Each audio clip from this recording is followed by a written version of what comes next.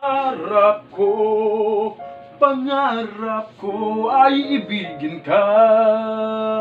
Hoy, paghilom diya, siglangas, kanta-kanta, bate, ra ba jud kay kag tingog? Ha? O, di ko nindot og tingog problema di na. Oo, aling ugmo kay langas. Ha? Kaulaw pod na imong tingog. Oy, Di na bati ko kayo. ikaulaw kay ako aman eh. Unya, usa pa pod, wala man ko'y dapat ikaulaw. Di ba? So, mo ipasabot nimo nako nga di ka ganahan nga mahimo kong singer ana. Dapat gudong tambuhaton nimo no mo suporta lang takas ako kay ako mo ko nahilabot sa imong kinabuhi.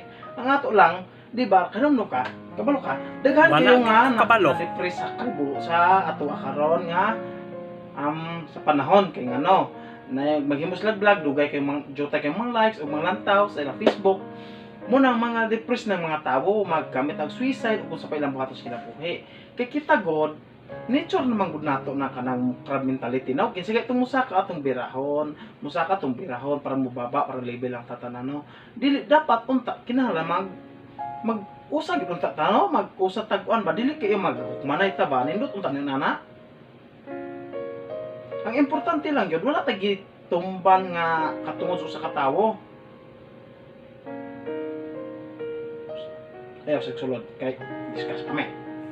Onya, what if giyatakan na imong katungod sa usa ka tawo dili na lamang gyud ay kamuriak? Gita ka na kong katungod. Di gyapon ta musukol. Kay kun ato nasuklan, gubot na. Bali po na og sige na jud kag daog-daog magdaog-daog gyud pud ay ka. O sa resolusyon anak. Usban pa kita. Di ra ta musukol ana. Iampo ra nato sa mamatay ng tawhana. Di ba tuod? Sige, ingna. Maghilabot pa ila usod nimo iampo na siya nga matay bitood. Di na siya musob. Sige. Kaya tiwas mo kusong trabaho mo trabaho tiwas ako. Ay wara tay tinud-anay kay ato istorya ra man eh.